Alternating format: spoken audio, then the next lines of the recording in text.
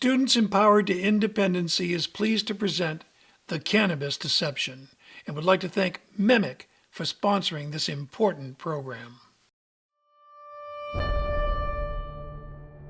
had some of the most scary experiences I've ever had, ever. So when I talk to kids, they're using, every day, twice a day. Some kids are smoking all day long.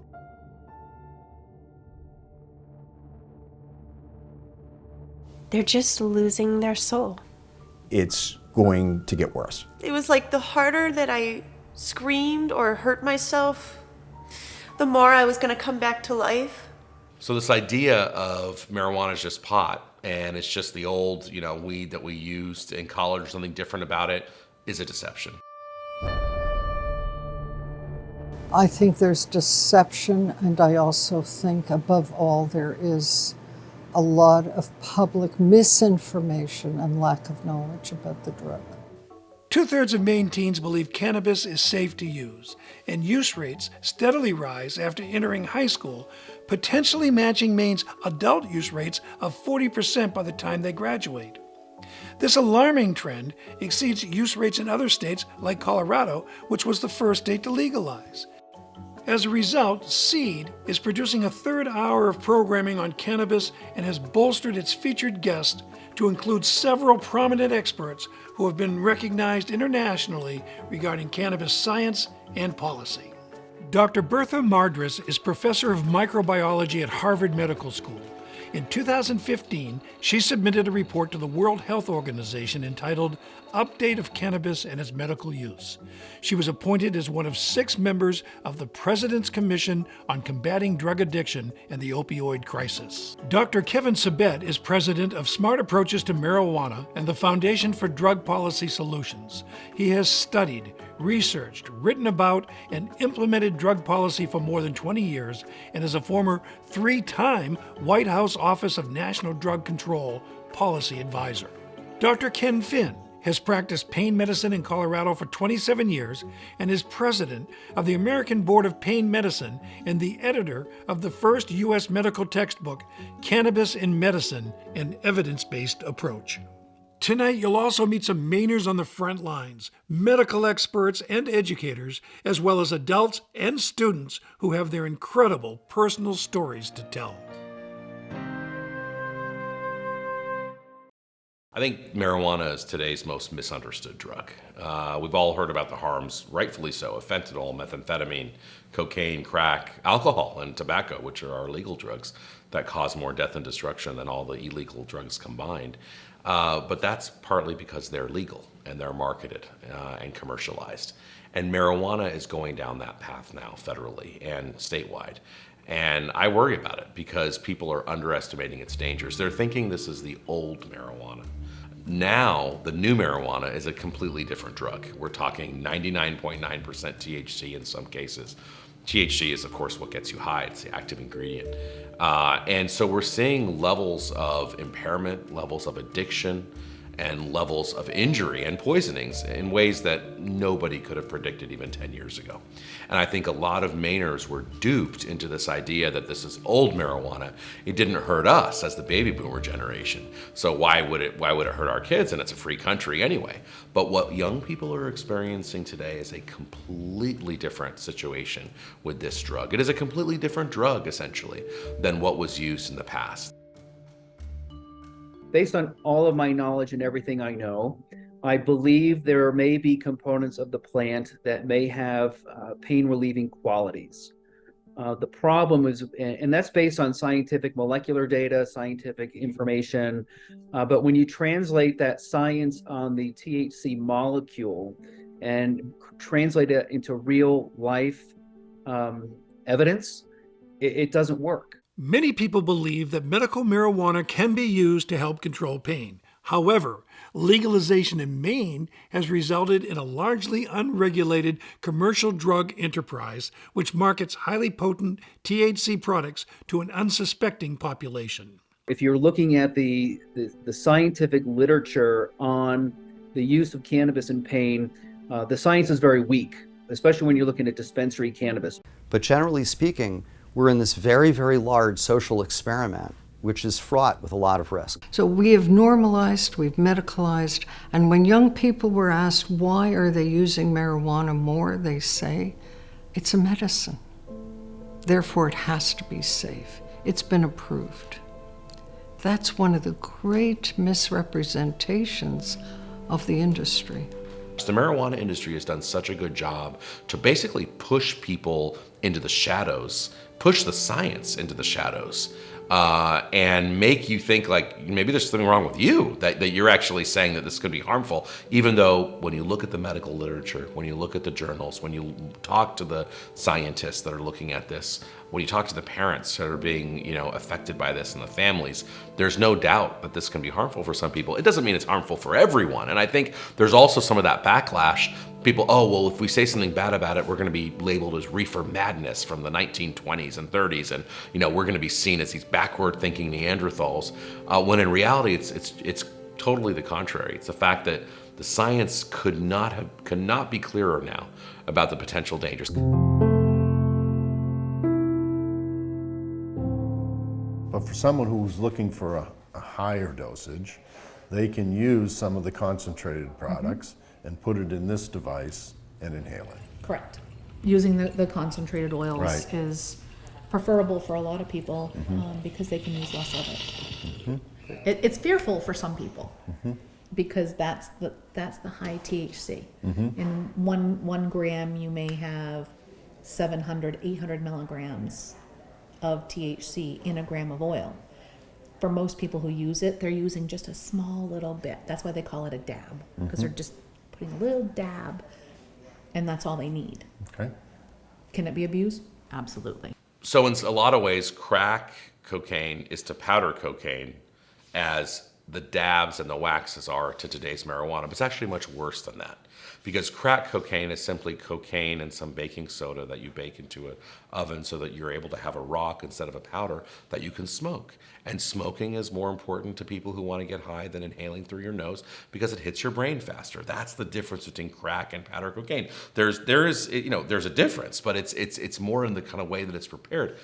In the way that dabs and waxes are compared to marijuana being inhaled, in a cigarette, in a joint, is totally different than that. We're not adding one or two little things. We're actually extracting only the THC. We're leaving the terpenes, the flavonoids, the other cannabinoids aside, and we're extracting only the THC, and we are inhaling it in a way that we never have before. That is so different than marijuana. And what we do know, and know really, really well, is that people who are young, whose brains haven't fully developed, are at real risk to the downsides and risks of cannabis.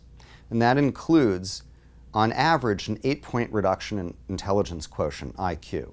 This is super powerful stuff, which is 25 to 30% THC by weight. And that dose, that high dose, has profound impacts on developing brain. I understand that in Maine, 95% of marijuana sold is high potency. That is so dangerous for the population of Maine. Why? Because high potency marijuana is associated with more psychosis.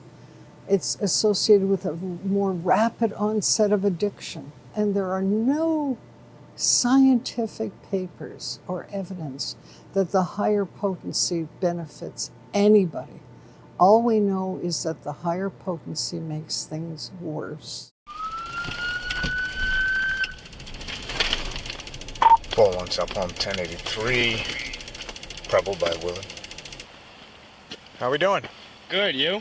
Drove a little fast out of that lot, don't you think? I know. What's going on? A little scared. Why? That's all. I don't know. All right, turn around. Yep. You're gonna be under arrest for OUI. The alcohol was a major problem, but the pot was even more of a problem. So I was 13 when I first started smoking weed. I was in 8th grade, and all of my friends have older siblings that are all in high school, partying, doing this and that. So I would go over to their house, and their older siblings would be like, hey, do you guys want to come to a party with us? And of course we're gonna be like, yeah, the older kids, they're cool. Let's go hang out with them. So we would go hang out with them, and that's when I'm seeing all the drinks go around, and the blunts getting passed and bongs getting handed around. And they're offering us if we want to try. And of course I'm going to say, yeah, I want to be known as the cool 8th grader that's doing this stuff with high schoolers. So I tried smoking weed. And right after that first hit, I was just like, this is my thing. This was created for me. I need this in my life. I realized at 16, when he got his first arrest for medical marijuana, that he needed help, that he was turning into an addict, just like so many people that my life has been surrounded by. It doesn't matter like how old you are, 16, 17, 18, under 21. Just nowadays you have so many resources to go get it for you. Either friends that are actually over the age of 21, friends that are 18 that just got their med card so they're legal. So I have some examples of the dab pens and the vape pens that we've confiscated at school over the years. And so, I know that some of you are familiar with them, but some of you might not be. And this was one of the cartridges one of my custodians found in the girls' restroom, and she thought I, was interesting. And on the back of this, it says Purple Rain Indica, but the total THC in this is 82.73%. Marijuana in the 80s and 90s was anywhere from 2 to 5%, 2 to 5% THC. And then right around the turn of the century, genetic engineering, people, she called it the botanist, we started hybridizing, highly concentrating the marijuana to be about, now it's about 18 to 25% in the flower. So the flower stuff would be like the skunky smelling stuff that people would need a joint or a bowl or a blunt for. But if you're smoking, or if some people are smoking out of the vape pens or the dab pens, this oil here, that comes in these cartridges like that, most people aren't using 20% in here. It's 45, 50, 55, 60, 82. It can go up to as high as we've seen is about 95% THC. And I think we're, as a society, we're not doing a strong enough job of educating our young people, educating our parents on how different these devices are and what these devices use as their substance. The concentration of cannabis is just out of control. And the higher the dose, the higher the concentration of the THC, the more likely we are seeing the drug-induced psychosis and the diagnoses of illnesses like schizophrenia. Studies have shown that 1 in 6 kids who start using marijuana before age 18 become addicted. And for daily users, the risk of addiction rises to 50%. I started smoking weed every day, and how early I was doing it in the day started creeping earlier and earlier and earlier. I just remember feeling so horrified by the way I looked. And I just went into my dorm room and cried the rest of the day because I had just kind of given up on myself. I had been trying to stop, and I couldn't. There's more daily use amongst young people than ever in our history. It is the brain that I think we have to focus on and how it damages it both subtly and significantly. Right now in 2024, the raw number of people using everyday marijuana exceeds those who are daily drinkers. That is an incredible statistic, an incredibly depressing statistic. So since the normalization of marijuana, we're now at a point that marijuana has exceeded alcohol in terms of near daily use, and we have almost 50% of those people who used in the last month actually are using it every day. So alcohol, 10%. 1 in 10 drinkers use every day. 1 in 2 past month marijuana users use every day. And that's probably maybe even an underestimate. And that level has just grown dramatically, precipitously, exponentially in the last 15 years. Basically, you got to a point before doing anything. Shower, cooking, getting out of the house, coming at home, going to bed. Every activity was being preceded by a big old blunt. I've realized I was spending a lot of money on weed. Every time I could sit down with my wife and we budget, it's how much are you spending on weed? It's shameful. It's like literally, we're looking like an ounce a week, so $300 a week, between 200 and 300, depending on where you sourced your herb. I would say I am addicted to marijuana.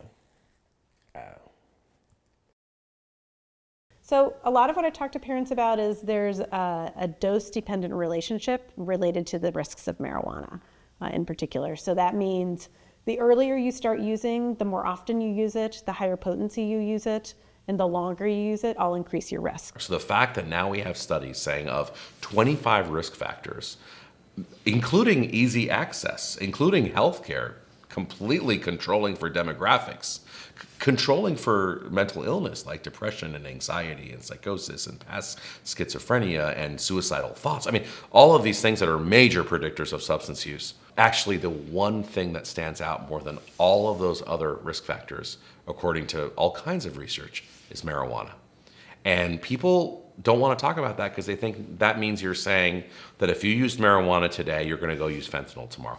That's not what it's saying. It's saying that if you're under 18 and you are using marijuana, especially regularly, your risk for using other drugs, other opioids, exponentially increases. And it increases in a way higher rate than those other things. In the CDC's 2019 Youth Risk Survey, marijuana was the #1 predictor of whether teens also abused opiates in the last month. It turns out that marijuana feeds an opioid use disorder, not the reverse. In the last year, I had 2 students overdose, and they left us. I teach at a school that's smaller, and my school has a population of about 100 kids.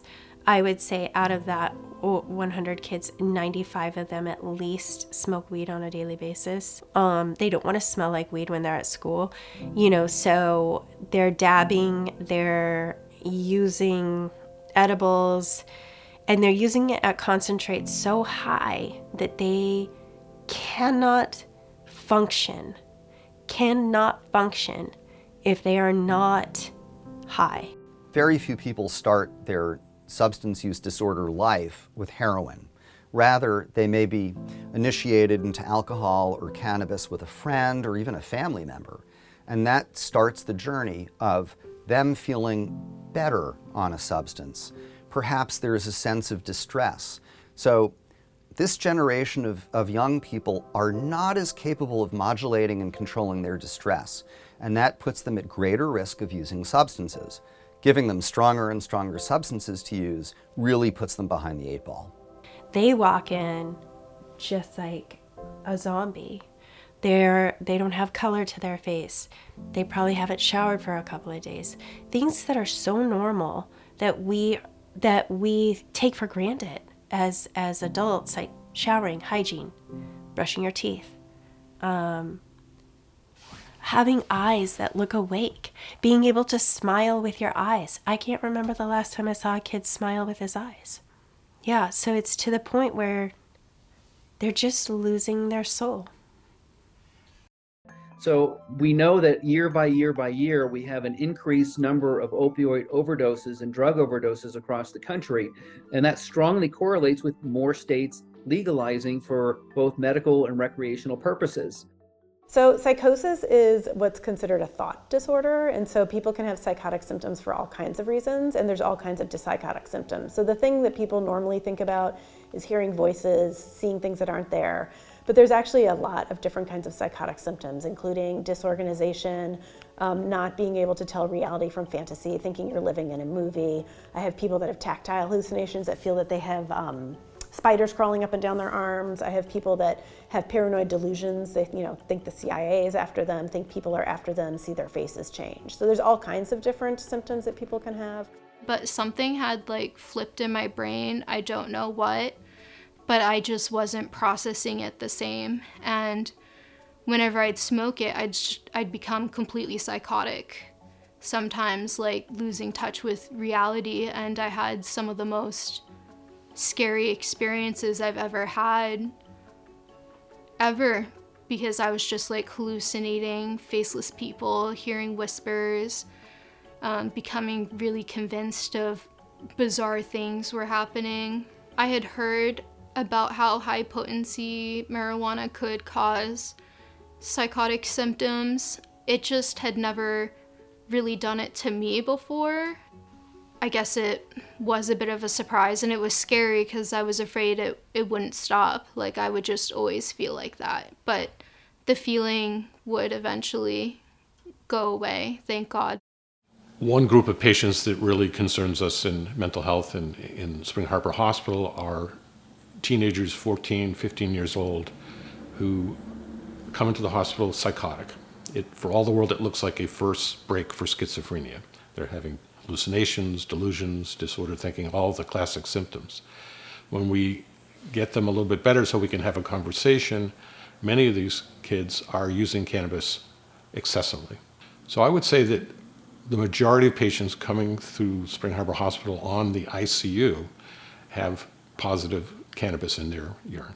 Of all the substances, and this is based on peer-reviewed medical literature, of all of the substances that can convert to psychosis, marijuana is the highest substance that has the conversion rate. I think 47% have potential to convert to psychosis, much higher than methamphetamine, cocaine, opioids, and alcohol.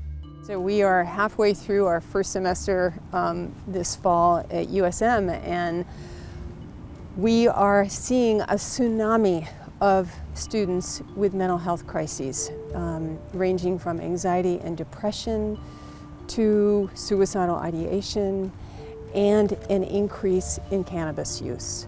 So one of the other things that we're seeing really over the last 2 years is this group of students, smaller group of students who are showing signs of what we call cannabis-induced psychosis. So these are students that are having problems with paranoia. They're having problems with reality testing. They're describing kind of bizarre behaviors that they engage in. It's incredible. It's so worrisome that there's such a cavalier attitude that it's so helpful with everything without understanding its long-term impact and how it affects a growing and a maturing brain. And people at risk for psychosis generally are people who have had family members with schizophrenia or other psychotic disturbances, or young people who are beginning to show at risk for psychosis behavior. Their grades go down, they become more introverted, they spend less time with friends, they spend less time taking care of themselves, perhaps they become disheveled, but they're not yet experiencing hallucinations or delusions. We know that those kids, particularly those with a family history of schizophrenia, are particularly at risk for the development of schizophrenia when exposed to high-potency cannabis. I have a friend who was here, smoked with me more than one blunt. Whoa, hundreds! He flipped. Big man is now in a mental hospital in Africa. In 2023, the SEED team theorized that if overdosing on cannabis, which the kids call greening out, was a significant risk factor, then emergency department admissions would provide confirmation. SEED asked a major Maine hospital group to share emergency room data from 12 hospitals. The data showed that in 2022, those hospitals treated 5,258 patients for cannabis overdose. The two most common symptoms were psychosis and hyperemesis, which is uncontrolled vomiting. It's very troubling to know that 26% of these cases involved kids under 18, and that demographic was the fastest growing, having increased 53% from 2021.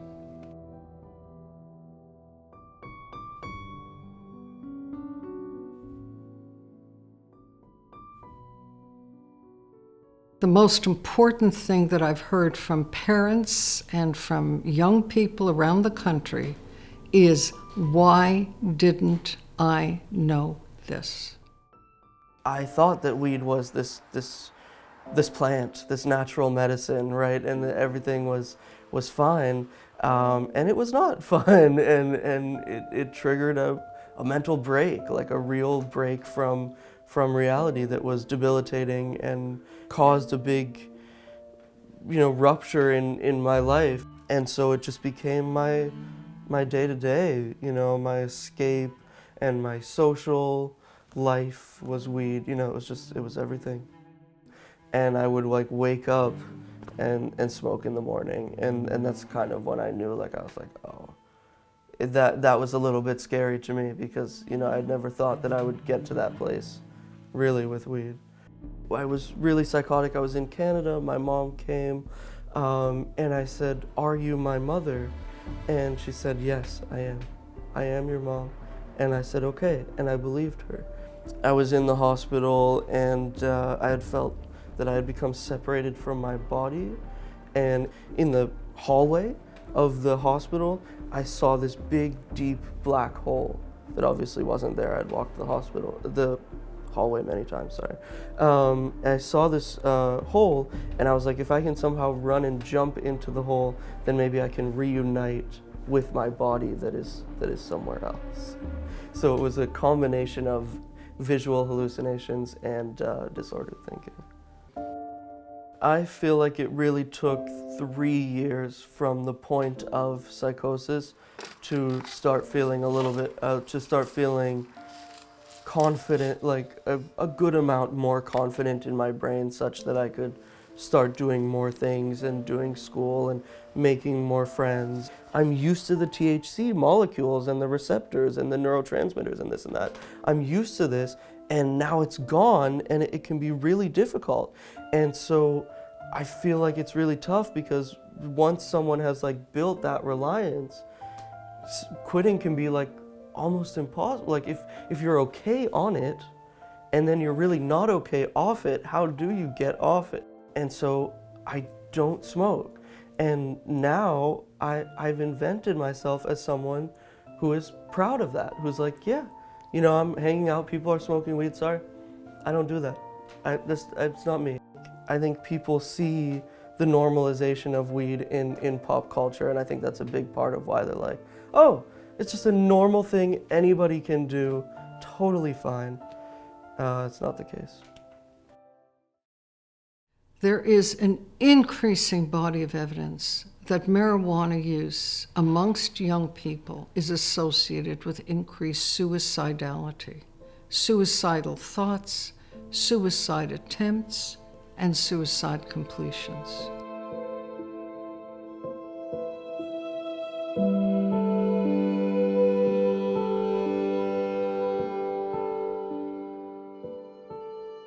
There is this big, thick pipe going across the ceiling of my room, and I decided to set something up to end my life with, and I knew it was gonna work. And I had it all set up, and I was trying to take that final step, and I just couldn't bring myself to do it. I ended up seeking more serious help during winter break. And when you go to Colorado and you dig into those suicide numbers, you see that now marijuana, and it wasn't like this before legalization, but now marijuana is the #1 drug among young people who have died by suicide. We now see the research showing how today's marijuana, and this was not the case 30 years ago, but how today's marijuana is linked inextricably, very closely with suicide attempts and, unfortunately, those that succeed. And given that Maine is number 15 in the United States for teen suicides, that should be a wake-up call to us to look at the links. Of course, with all drugs and the other issues that are going on, it's not only one drug, but the one drug that stands out more than any other is marijuana. So we shouldn't be ignoring that in Maine.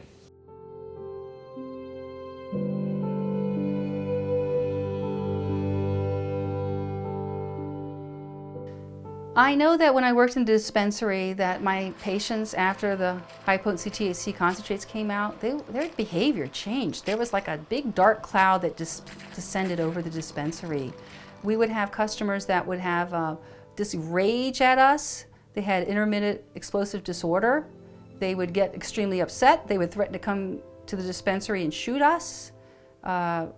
Threatened to stab someone in the face, and I didn't know what was going on. I thought, this is so bizarre, because marijuana is known, or what the plant I knew was about mellow and peace and happiness, and that was not happening. I was seeing very dark energy from other users and patients.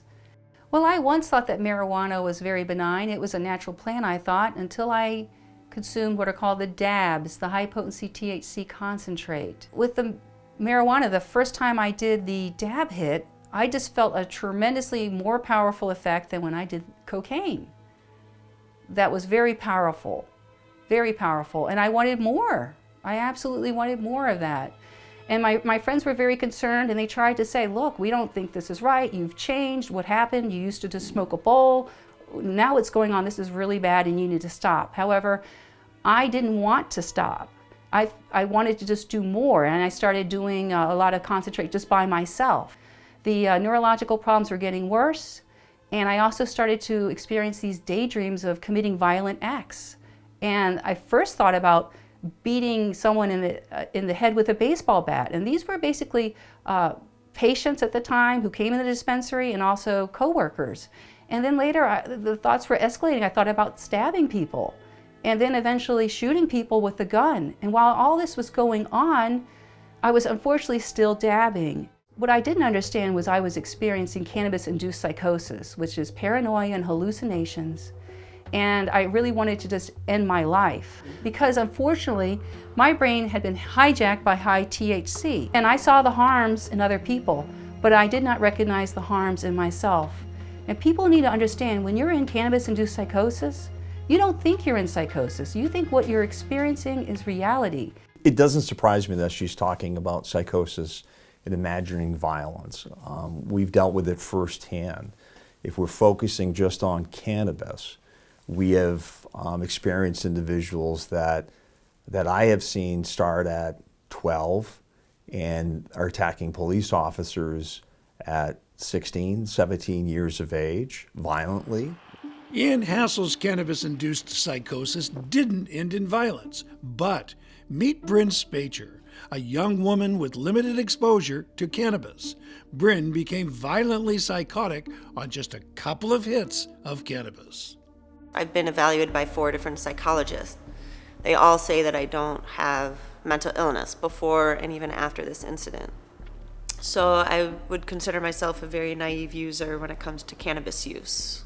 I didn't even know potency was really a thing, or nobody really discussed that with me before.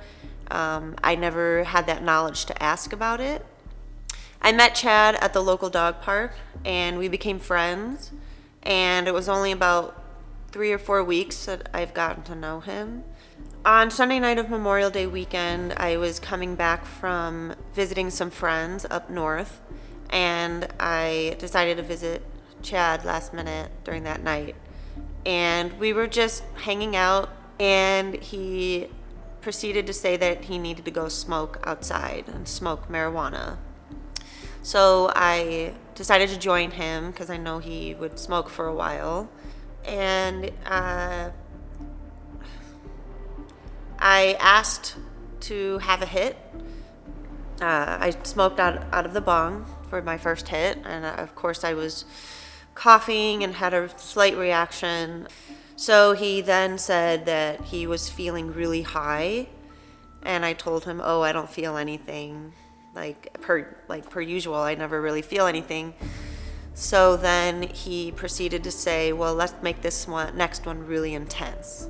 And within seconds, unfortunately, I inhaled and took that second hit. So immediately I can tell this was so much stronger, and I was coughing harder, I was choking, I couldn't breathe. I felt like I needed to vomit. Eventually I started feeling dizzy, like really strong dizziness. I could not suppress any of these symptoms. I tried having a conversation with him, but nothing was making sense, nothing was logical, and I was just in like so much pain. And the last thing he said was to try and go to sleep.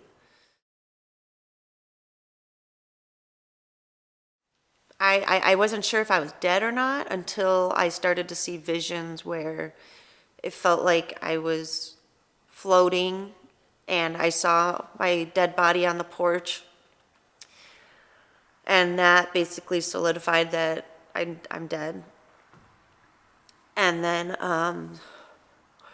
were some really horrifying visuals, and it felt like all I could see was like I was watching some TV of all these really horrible things happening. And there was no, like this whole experience, I was not able to perceive or interpret or do, like there was no thought, there was no emotion, there was no judgment, morality, what was right or wrong. And it's just a lot of bad images. I just saw a lot of bad images, and then at some point I was hearing voices to tell me to keep going, and it was like the harder that I screamed or hurt myself, the more I was gonna come back to life. And then the next thing I remember was waking up in the ICU room with injuries, not knowing what happened, how I got hurt, where was Chad, like I didn't know how I got there. The police report showed that Bryn stabbed Chad 108 times, killing him. She then stabbed her dog, injuring it. And when police arrived, she was stabbing herself. Multiple tasings didn't stop her. It ended when a policeman hit her with a baton, breaking her arm. I mean, it just felt like you didn't even know you were in this psychosis. Now that I know what this is, it's like you didn't even know you were in it, and you can't even will yourself out. Like you couldn't, like when you're sleeping and you have a nightmare, you can wake up from that easily. But this was not something that you're aware of, that you're experiencing, and you can't get out of it until it's over. And it's the scariest thing ever. I was in the hospital for probably about 4 days, and then I was arrested on June 1st, and I was in jail for about 6 days. At the preliminary hearing, it was discovered, or it was presented, that there was only THC in my system. Just like everyone else, I was like, how is that possible? How is it only THC in my system, yet this insane violence happened? Then when trial came and experts were testifying, there were 3 or 4 different experts that testified, and all unanimously agreed that this was solely due to cannabis-induced psychosis. These are very dangerous products because we're in uncharted waters. We do not know what the long-term impact of these high-potency products are really going to be. Ian David Long is an example in Thousand Oaks, California, several years ago, was a mass shooter. He shot and killed 12 people, I think at the minimum. And I have his toxicology report in hand. And there was only one substance in his system, and it was THC. There was no illicit substances, no synthetic cannabinoids, alcohol, benzodiazepines, and he was a mass shooter. Kevin Neal from Northern California several years ago was a marijuana grower. Apparently didn't like his wife. I think he shot and killed her, stuffed her in a hole under their mobile home, didn't like a couple of neighbors, shot and killed a couple of them, went down the street to try to shoot up a school. And I think at least 4 people were killed in that instance. And I have his toxicology report. And there was only one substance on his drug testing, and it was THC. Blair Ness in Dallas was a 32-year-old father who brutally murdered his 16-month-old son in the middle of the day. I mean, there were skull fragments in the apartment. The apartment smelled like marijuana. And I have the child's autopsy report, who was stabbed dozens of times. And I have the dad's toxicology report, and there was only one substance in his system, and it was THC. Not everybody, like I said, that uses THC has become a homicidal maniac, but it is a risk factor. Medical examiners and coroners need to start reading the literature on the impacts of cannabis on multiple organ systems, including the heart and brain, because they need to account for that as a potential contributing factor to somebody's demise. Dr. Finn says not all cannabis users become mass killers, but he's made it his mission to research and catalog when violence may have been caused by cannabis-induced psychosis. It's more frequent than you would think, and it's possible that Maine's own Marcel LaGrange will be added to the list. LaGrange randomly killed a Westbrook couple he did not know in front of their children in June of 23.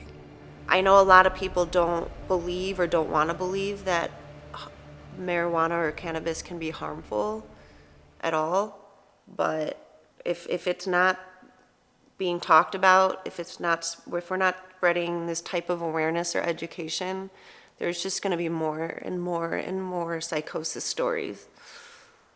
And it's just going to be really, really dangerous, especially when marijuana is legal and everyone assumes that it's just safe and they don't even know what they're getting themselves into when they go to these dispensaries. So this idea of marijuana is just pot and it's just the old, weed that we used in college or something different about it is a deception. The idea that this is about health and wellness is a deception. The idea that this isn't hurting your brain, especially if you're under 25, but even if you're over 25, is a deception. The idea that it's safer than alcohol is a deception. The idea that in its current form it's medicine is a deception. The idea that it, helps with mental illness, which is something that we hear a lot about, is a deception. So the whole thing around cannabis and the need for it to be legalized is a complete deception. Let's put a ceiling on the potency of cannabis products. In other parts of the world, 10 milligrams per package is a very rational dose limit. In fact, we know that 8 milligrams of THC pretty much saturates receptors. Second, and I think most importantly, so much of this problem can be abated and mitigated by having an age limit of 25. And I realize 25 sounds like such an arbitrary number, but neurobiologically, that's when our brains have formed. But it's really important to know the harms, and we really do know, that the use of cannabis on a daily basis before age 25 in high potency forms greater than 10 milligrams, for example, at a time, is associated with pure harm. We can't abdicate responsibility for public health to the Treasury and expect good results. We just cannot. Thousands of kids go to the hospital every year, thousands, and nobody says a word. And when you're saying go to the hospital, we're talking about cannabis overdose. Yes. And the risk or rate of cannabis overdose has gone up about 1,600% over the past 6 years. We have no business selling a product that can cause psychosis, much less promoting it. If any other environmental toxin that could cause, or chemical that could cause psychosis, you would not sell it. It led to me wanting to not live anymore and me needing it every day to just wake up and get out of bed. I had lost 35 pounds and my mom's just watching me get thinner and thinner and thinner, and she's trying to feed me and get me to eat, but I just won't eat because I have to be high. So a friend of mine took her own life a little while back, and after I told my mom that I've been attempting too, and all of that, my mom had her come over when I said, no, don't tell her. She came over, and the one thing she said to me was, if I could have done anything to save my baby girl and get her the help she needed, I would have done anything, but now I get to see her sit on my mantle. And I just lost it after that. I looked at my mom and I'm like, what am I doing to my mom? Like, my mom's taking photos of me in cop cars trying to teach me lessons, and I'm showing up late at night and crashing my car and just doing all this stuff, and it just wasn't worth doing that to her. So I thought about both of them and I chose to go away. Kind of that moment. Yeah. Wow. It was realization. The brain is the repository of our humanity, and it's the one thing that separates us from all other life forms, is our human brain, which enables it to write poetry and laws and literature and music and create rockets and iPhones and medicines. Everything comes from the human brain. And I consider this a defense of our brains. Certainly not a war on drugs. We just have to defend this beautiful brain of an adolescent child from being derailed. think that's what we have to keep talking about, is that it's a different product today. When we look at those examples of edibles that are 1,000 milligrams of THC, that's not the same as what we were talking about even 5 years ago. Yeah, everything's changed now. And the kids they were sharing that they had experienced some greening out. Some of them were talking about more like experiencing psychotic symptoms. This is about how we've normalized it for kids to think that it is safe and healthy when we have all this evidence that it's not. Yeah. It's just not the same product, even than it was 10 years ago. And also, parents just think it's okay.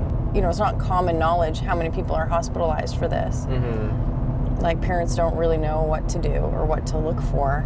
Yeah. If they think it's the same weed that I grew up on, then they're not going to be looking for those red flags. Mm-hmm. And they're not going to be thinking that their kid is overdosing on cannabis. They don't think that is a thing that you can even do. Yeah, it's scary. And I don't even think the kids know that, really. Because that was the other thing that we talked about, is that most kids aren't paying attention to dose of anything that they're taking. Like, we were looking at we were having like soda or whatever, we were looking at how much caffeine is in this, how much sweetener is in this. The same with like, we look at nicotine, we were looking at the difference in the Elf bar to the cigarettes. Like, no one is looking at dose, they're just taking whatever they can get or taking what's handed to them. And it's really eye-opening when you look at how many milligrams of a substance you're getting. Mm-hmm. And I don't know if that knowledge is gonna shift something for them, or... Well, it's gotten me thinking more. And I think that's the average person will use a product and never look at the dosage. What did one kid say today? I'd rather not know. Mm-hmm. We were talking about like ignorance is bliss. This is Bill Green. We thank you for watching and thank Mimic for its sponsorship and Maine Public so that we might get this important information to you. Slow down just a